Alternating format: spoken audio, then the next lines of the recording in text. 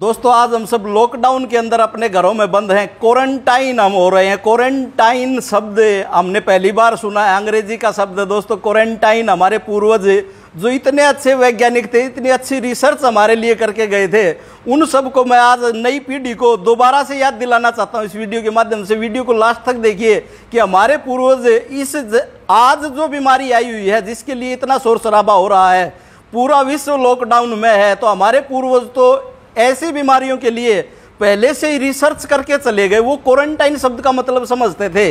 कैसे समझते थे, चलो आपको भी एक नए संदर्भ में आज मैं समझाता हूं। दोस्तों बच्चे के जन्म से लेकर जब किसी भी घर में कोई नया बच्चा जन्म लेता था तो 1 महीने के लिए उस जच्चा बच्चा को घर के अंदर ही क्वारंटाइन करते थे, एक अलग कमरे में रखते थे। और बाहर से आने जाने वाला, उसके मायके से भी कोई व्यक्ति आता था तो उसको भी 5 से 7 घंटे अलग बिठाकर फिर उसके साथ मिलने देते थे। ऐसी हमारी समृद्ध परंपरा थी।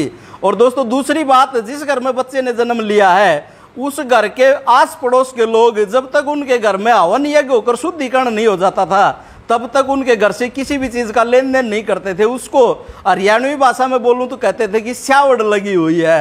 जब उनके घर से वो निकल जाती थी तो उसके बाद लेना देना शुरू करते थे। दोस्तों उसके बाद बताता हूं कि हमारे यहाँ तीज त्योहार मनाकर साल में 2 बार कम से कम पूरे घर की चूने से पुताई करते थे, यानी घर को सैनिटाइज करते थे।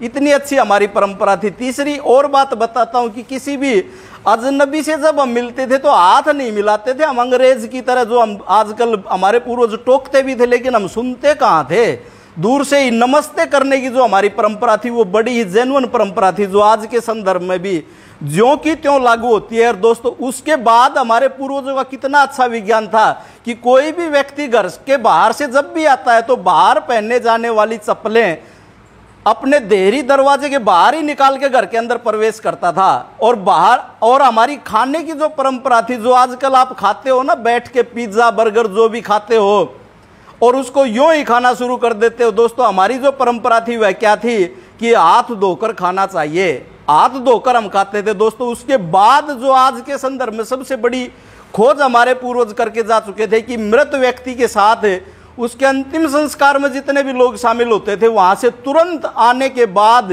नहाते थे और उन कपड़ों को धोते थे और उसके बाद ही घर में एंट्री करते थे। और घर में पहुंचने से पहले ही मुझे भी पता है और आप सबको भी पता होगा कि जहां भी हमारा अंतिम संस्कार करने की जो गांव से बाहर जगह होती है उसके पास कहीं ना कहीं पानी की व्यवस्था जरूर होती, वहीं से हाथ धोकर आते थे सभी लोग।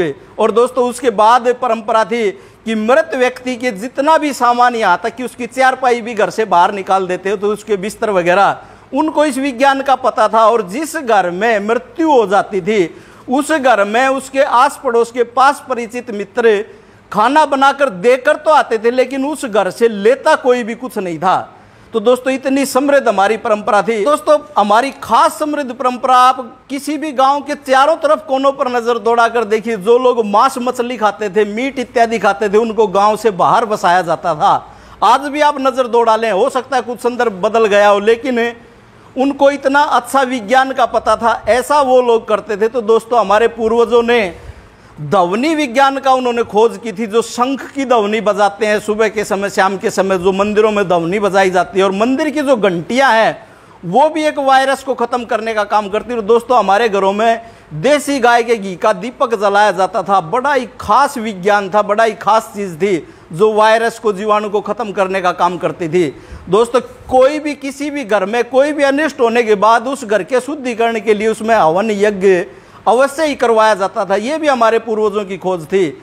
आज इन नियमों को कोई पालन करता है, इनको मानता है। इस कोरोना से पहले की बात बता रहा हूं तो उसको अनपढ़ गंवार जाई समझते हैं। हमें बड़ी भारी भूल हमारी थी। दोस्तों हमारी संस्कृति इतनी समृद्ध थी, आओ पुनः लौट चलें, अपनी परंपराओं को, अपनी मान्यताओं को, अपनी संस्कृति को पुनः अपनाएं और आज की इस महामारी को और आगे आने वाले समय में ऐसी महामारी से हम बचे रहें, अपना परिवार बचा रहे, अपनी परंपराओं को अपनाएं।